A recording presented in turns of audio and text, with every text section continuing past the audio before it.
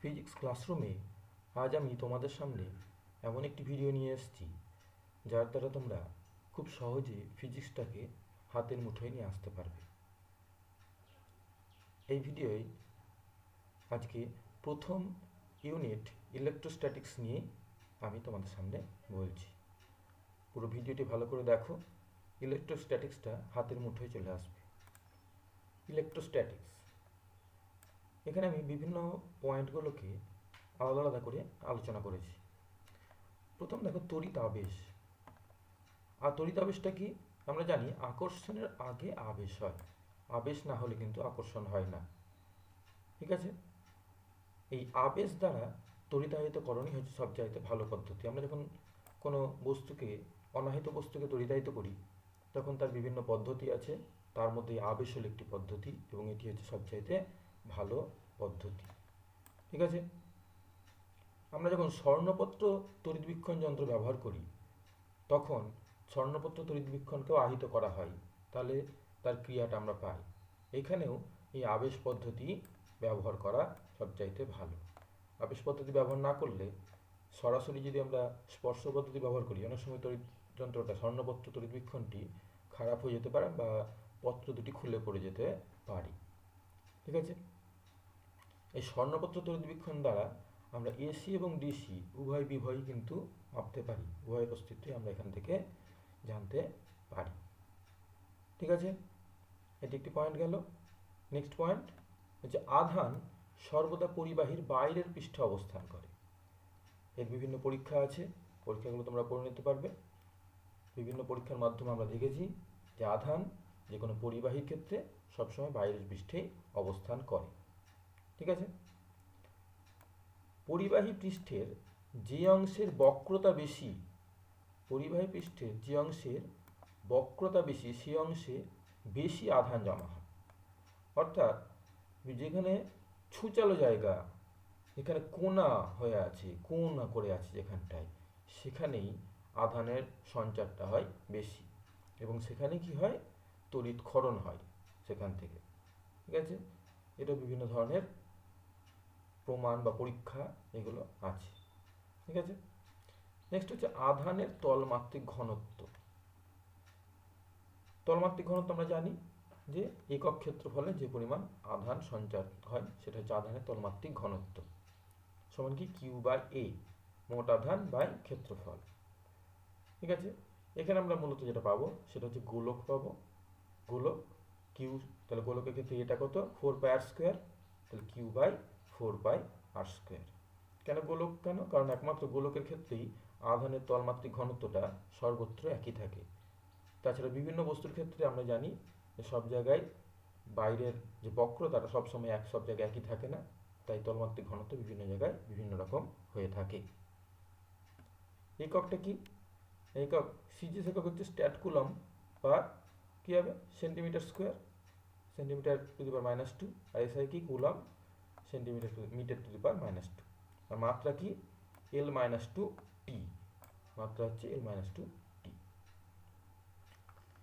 Next point কুলম্বের সূত্র। কুলম্বের সূত্র আমরা জানি, তার গাণিতিক রূপটা কি, F সমান 1/4πε0 k q1 q2/r²। কে এটা এখানে একও হতে পারে, বায়ু বা শূন্য মাধ্যমের ক্ষেত্রে কে এটা এক হয়, এটা কে এটা দেওয়া হয়েছে। যদি অন্য কোনো মাধ্যমে থাকে, এটা হচ্ছে পরাবৈদ্যুতিক ধ্রুবক। কে হচ্ছে পরাবৈদ্যুতিক ধ্রুবক, এটা সমান কি, ইপসাইলন বা ইপসাইলন 0। ইপসাইলনটা কি, ইপসাইলন হচ্ছে কোনো মাধ্যমের তড়িৎভেদ্যতা, আর ইপসাইলন 0 হচ্ছে শূন্য মাধ্যমের তড়িৎভেদ্যতা। এই অনুপাতটাকেই বলা হচ্ছে কি। আর এই 1/4πε0 এর মান কত, 9 × 10⁹। 1/4πε0 মান হচ্ছে 9 × 10⁹ কুলম মিটার স্কোয়ার, এই newton metre square coulomb to the power -2। ঠিক আছে, আর কুলমের সাথে ভেক্টর রুটটা কি, ভেক্টর রুটটা হচ্ছে F12 ভেক্টর সমান 1/4πε0 k q1 q2/r21 তার স্কোয়ারটা 12, এটা কিন্তু 21 তার square r cap r21 r cap. এটা বা এরকমভাবে লিখতে পারি যে 1/4πε0 k q1 q2/r21 এর কিউব, এটা স্কোয়ার, এটা কিউব, তাহলে এখানে আমরা ভেক্টর চিহ্নটা দিতে পারবো। ঠিক আছে, r21 ভেক্টর হলো। নেক্সট নেক্সট হচ্ছে তড়িৎ ক্ষেত্রের প্রাবল্য। প্রাবল্য ই। প্রাবল্যটা কি না, কোনো বিন্দুতে যদি আমরা একটি একক ধনাত্মক আধানকে রাখি তাহলে তার উপর যে বল কাজ করে তাকে বলা হচ্ছে তড়িৎ ক্ষেত্রের প্রাবল্য। সেই প্রাবল্য ই সমান 1/4πε0 কে কিউ বাই আর স্কোয়ার। ঠিক আছে, এটি একটি ভেক্টর রাশি।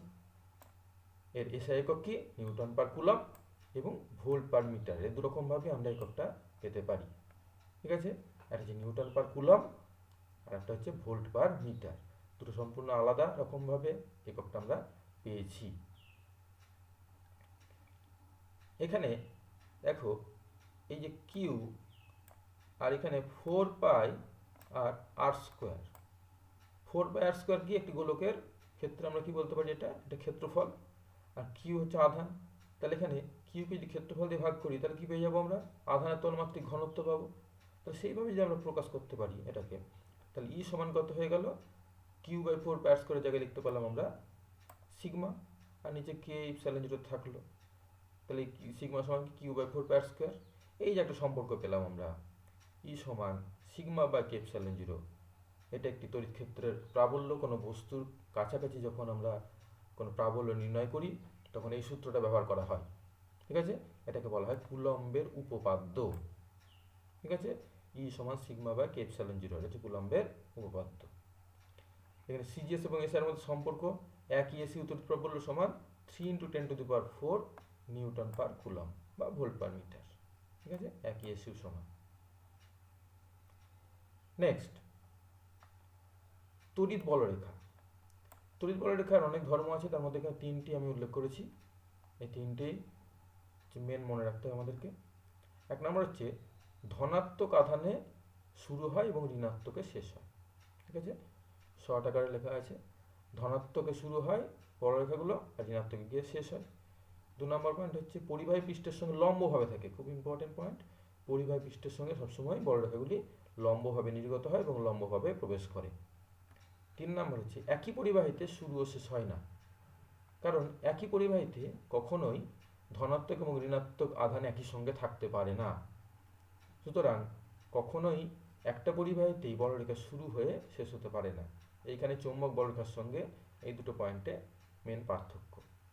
চুম্বক বলরেখার ক্ষেত্রে ওখানে যেমন খুশি কোণে নির্গত হতে পারে বা প্রবেশ করতে পারে, এবং চুম্বকের ক্ষেত্রে একই বস্তুতেই বলরেখা শুরু এবং শেষ হয়। এই দুটো চুম্বক বলরেখার সঙ্গে পার্থক্য। ঠিক আছে, নেক্সট হচ্ছে তড়িৎ দ্বিমেরু। তড়িৎ দ্বিমেরু কি না, সমপরিমাণ দুটি বিপরীত আধান ক্ষুদ্র দূরত্বে অবস্থান করে যে সংস্থা গঠন করে। সমপরিমাণ দুটি বিপরীত আধান এটি ক্ষুদ্র দূরত্বে অবস্থান করলে পরে যে সংস্থাটা আমরা পাই সেটা হচ্ছে তড়িৎ দ্বিমেরু। ঠিক আছে, এখানে একটা দেখানো আছে, দেখো -q + q, মাঝখানে দূরত্বটা 12। ঠিক আছে, এটি একটি তড়িৎ দ্বিমেরু। ঠিক আছে, তড়িৎ দ্বিমেরু ভ্রামকটা কি, তড়িৎ দ্বিমেরু ভ্রামক একটি ভেক্টর রাশি 12q, অর্থাৎ দূরত্ব, মধ্যবর্তী দূরত্ব ইন্টু একটি আধান। এটি ভেক্টর রাশি এবং ভেক্টর রাশি তার অভিমুখ থাকবে, অভিমুখ কোথায়, মাইনাস থেকে প্লাসের দিকে। এখানে দেখানো আছে, দেখো তীর চিহ্ন দিয়ে, মাইনাস থেকে প্লাসের দিকে এর অভিমুখ। ঠিক আছে, আর একক কি কুলম মিটার, এসআই একক কুলম মিটার, আর সিজিএসে কি হবে ইএসইউ সেন্টিমিটার। ঠিক আছে, নেক্সট পয়েন্ট, তড়িৎ দ্বিমেরুর অক্ষের ওপর বিন্দুতে প্রাবল্য। এটি একটি তড়িৎ দ্বিমেরু। তড়িৎ দ্বিমেরুর অক্ষের ওপর এই সি বিন্দুতে আমরা প্রাবল্য নির্ণয় করব। তাহলে এই বিন্দুর জন্য প্রাবল্য কি হবে, ইএ, অভিমুখ ওই অপোজিট দিকে হবে, আর বি বিন্দুতে -q এর জন্য কোন দিকে হবে, ভেতর দিকে হবে, ইবি। তাহলে ইবি অপোজিট দিকে অবস্থান করছে। ইএ সমান কি, ইএ সমান 1/4πε0 q বাই r - l। মধ্যবিন্দু থেকে দূরত্ব নিচ্ছি আমরা r, আর পুরোটা 12। তাহলে এইখান থেকে মধ্যবিন্দু থেকে এইটুকুটা হচ্ছে কত, l। তাহলে এখান থেকে এই দূরত্বটা কত হবে, এ থেকে সি পর্যন্ত কত হবে, এ থেকে সি পর্যন্ত r থেকে l বাদ, আর বি থেকে সি পর্যন্ত কত হবে, r এর সঙ্গে l যোগ। ঠিক আছে, তাহলে ইএ সমান 1/4πε0 q বাই r - l তার স্কোয়ার, আর ইবি সমান 1/4πε0 q by R plus L তার স্কোয়ার। তাহলে ই লব্ধি কি হবে, ই এ মাইনাস ইবি, এই কিউ বাই 4πε0 এখানে কমন, এখানে ক্যালকুলেশন করে আমরা পেয়ে যাচ্ছি এখানে q 4RL by 4πε0 r square minus L square তার হোল স্কোয়ার। ঠিক আছে, এখানে এবার এখান থেকে 2L কিউ, এই যে 2L কিউ সমান পি, এখান থেকে 2L কিউ যদি বার করে নিই তাহলে 2R পরে থাকলো, তাহলে 2R পরে থাকলো আর পি, তাহলে এটা পেলাম 2PR by 4πε0 r square minus L square তার হোল স্কোয়ার। এখন যদি আর খুব বড় হয়, আর যদি এল এর থেকে খুব বড় হয়, তাহলে এলটাকে আমরা বাদ দিয়ে দিতে পারি। এলটাকে যদি বাদ দিয়ে দিই তাহলে কি পড়ে থাকলো, এখানে একটা আর আর কেটে গেল, তাহলে আর নিচে পড়ে থাকলো আর কিউব, ই সমান 2p বাই 4πε0 আর কিউব। ঠিক আছে, এটা যদি আর খুব বড় হয় এল এর তুলনায়। এর ভেক্টর রূপটা কি, এই এর মাথায় ভেক্টর বসে গেল, আর এখানে পি ভেক্টর আসছে, পি এর মাথায় ভেক্টর বসে গেল, বাস হয়ে গেল।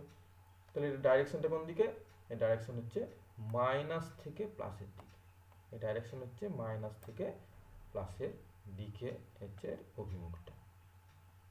ঠিক আছে, অর্থাৎ এই দিকে অভিমুখটা হবে কোন দিকে, এই দিকে, এই দিকে।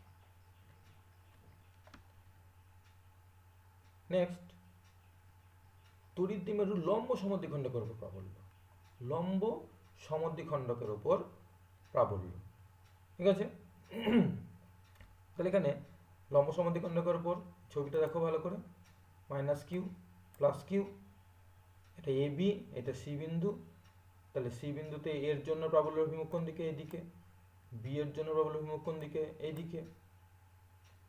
ঠিক আছে, মধ্যবর্তী কোণ কত, এখানে থিটা দুটো একই হবে, পুরোটা 2L যদি হয় এটা এল, এটা এল, এইটা এই দূরত্বটা হচ্ছে আর, তাহলে এইটা অতিভুজ এসি, এটা কত হয়ে যাবে, √r² plus L square, √r² plus L square, এটা হয়ে গেল এই এসি এবং বিসি দুটোই। এবার এই ই এর আমরা উপাংশ বিভাজন যদি করি, তাহলে এটা যদি থিটা হয় তাহলে এই কোণটা থিটা, আবার এটা থিটার জন্য এটাও থিটা, তাহলে এই দুটো থিটা, তাহলে ই এর এইদিকে একটা উপাংশ বিভাজন করছি, এদিকে কত ই এ সাইন থিটা, আর এইদিকে হলো কত ই এ কস থিটা। ঠিক ই বি এর একই রকম ভাবে এইদিকে উপাংশ বিভাজন হচ্ছে ইবি সাইন থিটা, আর এদিকে উপাংশ বিভাজন হচ্ছে ইবি কস থিটা। এবার যেহেতু দূরত্বটা সমান, তাই ই এ আর ইবির মানটাও কি সমান, তাই ই এ সাইন থিটা ইবি সাইন থিটা পরস্পর কি হয়ে গেল, কাটাকুটি হয়ে গেল, নিউট্রাল হয়ে গেল, আর ই A cos theta R ইবি cos theta কি হয়ে গেল, যোগ হয়ে গেল। ঠিক আছে, তাহলে ই সমান কি লিখতে পারি, E A cos theta plus E B cos theta. এবার ই এ ইবি তো সমান, তাহলে লিখতে পারি 2 ই এ কস থিটা হলো। এবার ই এর মানটা বসিয়ে দিলাম এখানে, তাহলে 1/4πε0 q by r square plus L square, আসলে কি √r² প্লাস এল স্কোয়ার তার হোল স্কোয়ার, তাহলে √, উঠে গেল, তাহলে r² প্লাস এল স্কোয়ার।